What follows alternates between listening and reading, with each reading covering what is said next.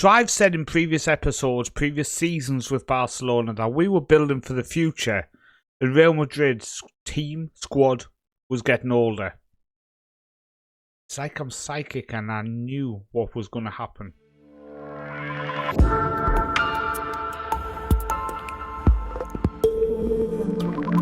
So welcome in to this episode. We're in the middle of February. I've come back. I wanted to come back around January, but there wasn't really anything to talk about so much in terms of things within the club happening. Then the Real Madrid game and the derby match against Real Madrid was going to happen at the start of February, but due to cup games has been moved back and it's now on the 20th of February. But yeah, there's not much happened, so I do think it does make sense to come back now. So in terms of players who have left, Stan has gone on loan back to Slovakia to Schalke. So we wish him well. He's been playing for our B team, 28 appearances, but Stan, who was obviously with us at Trenton, Austria Lens, and Barcelona, has now gone out on loan. We do wish him well. Apaya has gone out on loan to get some football. Young, promising player. Scored a lot of goals for our youth team. And also Alex has left us on loan. Now Alex, the actual Alex, commented saying, please, can you let me go and I want to see where my career ends up. Stagnated a little bit here at Barcelona. He's gone to CSKA Sofia and picked up an injury, but I think he's on his way back now. But this season he did actually play some games for us. So he played 9 games in the league, scoring 2 goals, and he played 3 games in Europe, scoring 2 goals. So he actually did okay. So fair play to Alex there. Did pick up some goals for Barcelona in the end, especially in Europe. Became really useful as a rotation player in the Champions League in the first half of the season. So, how's it been going? I'm doing the league first, just to get it out the way. I mean, what do I say? It turns out we are actually quite good. It turns out that what I said about developing players and bringing in the youth and over time we'll get better, turns out I was right, because we have got much better and we have flew away from everyone else. So I've also been quite smart in how we've been doing this. So I want to pick out a couple of games to mention. I think Real Sociedad might... No, I tell you what, I definitely know Getafe was one of them. Let's pick this out. You can see here, we made 1, 2, 3, 4, 5, 6, 7, 8 substitutions during the game. I know what you're thinking. How do you make 8 substitutions during the game? Well, let me go full screen and explain. When I was going 4-0 up, for example, in games, or 3-0 up, I was then clicking on the players with the right-hand button on the tactic screen and taking them off and just basically removing players from the field. So once we'd done all 5 changes, I then took 3 more players off the pitch and finished the game with 8 men, just to make sure some of our better players were getting a bit more rest than I maybe could have gave them, or just didn't have enough substitution spots to give them that rest. But as you can see then, after the live com against Real Madrid, we just kept going. The 7-0s, 4-0s, 3-1 over Las Palmas, who were a good side this season, 4-1 here Osasuna, 2-1 over Atletico, Cadiz 4-1, 4-2 Real Vallecano, back-to-back 1-0s here, Villarreal and Getafe. And we are currently played 23, won 23, 20 points clear of 2nd, 3rd and 4th, all on 49 points. And today we play Real Madrid. So we could go 23 points clear. We could be 17 points clear. I would be shocked if we don't end our 4th season. I knew what I'm doing. I would be shocked if we don't end our 4th season at Barcelona as league champions. Now, as you can see, we've already won the Super Cup and the Johan Gamper Cup again. So last year we won the treble, the UEFA Super Cup, the Gamper and the Super Cup. This year I would like to try to win the Domestic Cup because I don't think we've won that. No, we haven't won that. So I would like to win the Domestic Cup. I would like to win the league. So that could end up being 4 trophies. Could we win the Champions League for our 2nd time at Barcelona? What I will say is if we win the league, we will be leaving. Because I do, like I've said, want to win the top ranked competition. because then that basically means I've completed a European journeyman type thing. Then I'd kind of like, to be honest with you, to go to a club like Ajax, who, as you can see, I do have quite a few Ajax shirts as well. I've got about 4 stacked up there. It's a club close to my heart. Would like to rebuild them maybe before the end. But the main aim obviously is the Premier League and trying to win that. The Man United job was available. I did interview for it, but I could only go then. I wanted to interview and go at the end of the season. So if a job starts to come available in March, April, I know at that point you can say you want to start at the end of the season. So I think we're going to try to do that. But let's show how other things have gone then. So first off, the Super Cup. Obviously we won that, beating Real Madrid. Obviously, I feel like I'm speaking as if it was just obvious. So we played Atletico Madrid in the semi-final. Finchu, Mark with 2 and Yamal. Then we beat Real Madrid 4-2 in the final. Mark with 2, Emmerich and Brotigam on the score sheet. So there's the Super Cup win, which obviously I'd mentioned we'd won before. The Copa del Rey, we in the semi-finals and we're looking good. So we beat Salamanca 3-1. And then we played Malaga. Got a 6-0 victory before 1-0 victory in the quarterfinals over Atletico. We've played away from home to Real Madrid, which is actually the first game domestically we dropped points in this season. A 1-1 draw, which means if we beat them at home in the second leg, we do go into the final of the Copa del Rey, which, like I say, we've never won. When is the Club World Cup? It must be coming soon.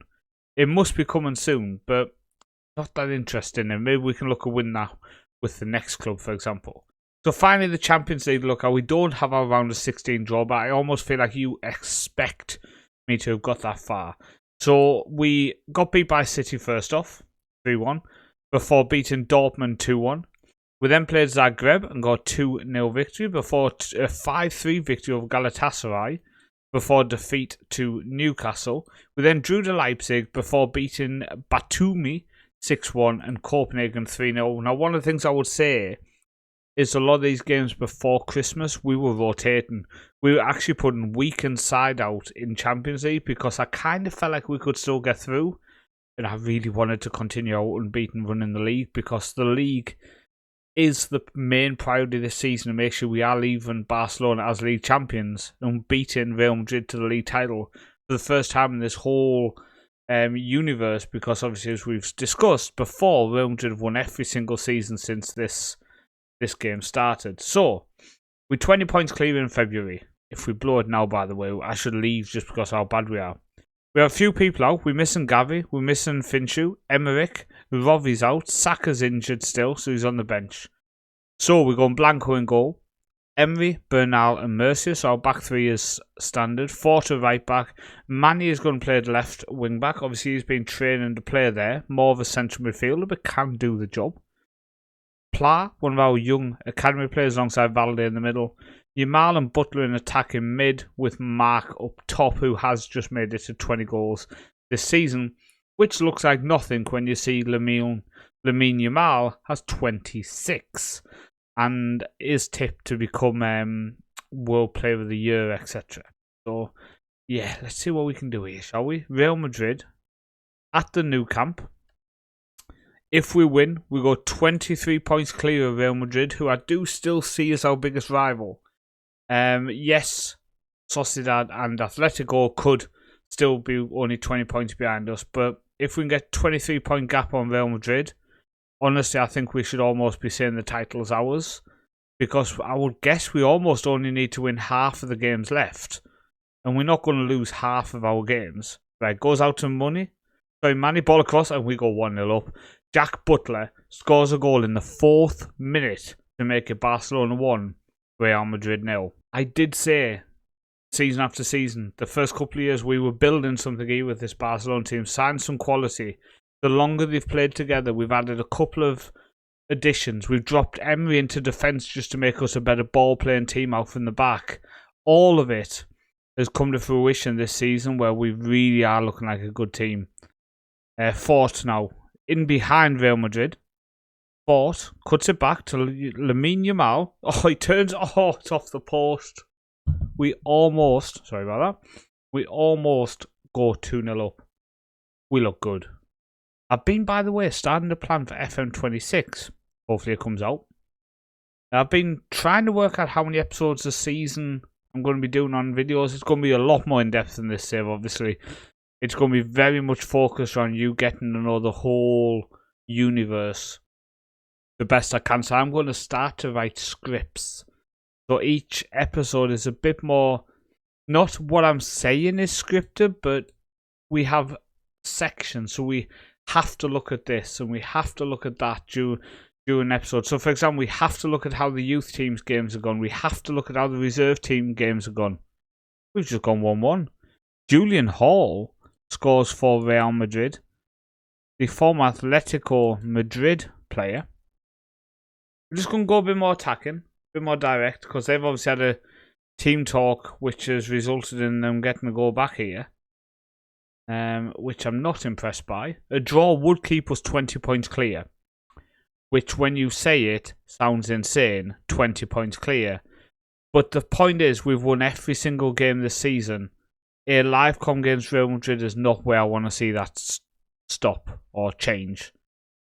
I want to make sure we continue the impressive form, even when we are missing so many players from the starting 11. Right, come on. Manny plays a poor ball forward for Manny, but we do win it back. Blanco to Emery. Forward to Pla. Forward again to Butler. Pick the pass. He goes out wide to Manny. Good first touch. Open the game up. Back to Valde. Back to Mercia. Goes down the line to Butler, but it's cleared away by Valde now. Goes out wide to Fort. Fort puts in, we're going to get a head on this mark. Not a head on it. Just a fantastic volley. And as we are talking, I was tactically planning something in my head.